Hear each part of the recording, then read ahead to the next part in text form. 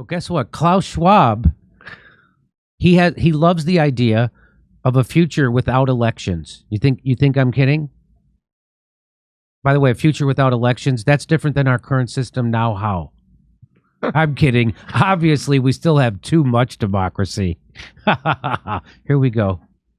The technology now is, and digital technologies mainly have an analytical power. Now we go into a predictive power, and we have seen the first examples, and your company very much involved into it. But he just said they have a predictive power. Technology technique. Yeah. So you mean you'll be downloading how we feel about shit directly into our brains? Mm-hmm. Again, how is that different from the current system we have? I know what you're going to say. You're going to say, Jimmy, why are you over here WEF bashing? Yeah, WEF bashing. WEF bashing. Yeah. When Elon Musk didn't let Ukraine use his Starlink for one of their amazing plans that was sure to work. Democracy's at stake, Jimmy, and you're worried about Germans who's into prescriptive mode instead of elections? Come on, Jimmy. Mm-hmm. This German guy doesn't want him. If you're worried about some fat out conspiracies because you're one of these conspiracy guys, I got news for you. None of it is a conspiracy.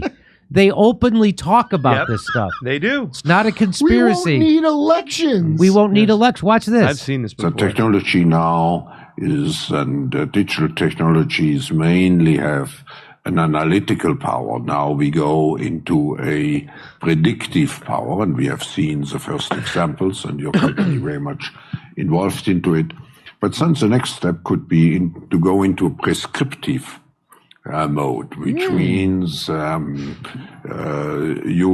do not even have to have elections anymore, because you can already predict, and afterwards you can say, why do we need elections? Because we know what the result will be. Hogan! It's really like... It's crazy shit. It's just crazy. And Trump is the most existential threat. Did you know it's Trump? Yeah. And not this guy that brags up placing, I don't know, your Justin Trudeau's and your... So if I report this, they call it a conspiracy theory that guy said it, the head of the WEF. You're not supposed to watch it. But he said it. These videos, whenever I see one of these disturbing things from the WEF, they have like 600 views. Like, I don't think you're supposed to even watch it, even though it's on. I think it's suspicious that we watch this. Why do they say this out in the open? Well, because I think they're programming us. They're desensitizing us to just go along. I mean, there is a theory out there, Jimmy, that they do it because of karmatic reasons, to relieve the punishment that could come back to them. Because if they said it, then they can't be responsible karma-wise for what they do to us. This idiot thinks this is great. Like, a bunch of them are doing that. The lady with the mind-reading earbuds, because I couldn't tell if she was for or against it. And she goes, well, it's coming, so we got to have this discussion. So then it's like, yeah, we got to have this discussion. Oh, only 600 people watched it. We said it was coming. Yeah. But this guy is like, you didn't do the other one yet, right? No. Yeah. Where he honestly doesn't know what the problem is with this. He's like, what is it? I don't know. What? We don't need elections. We know what people are thinking. Holy cow. In a German accent.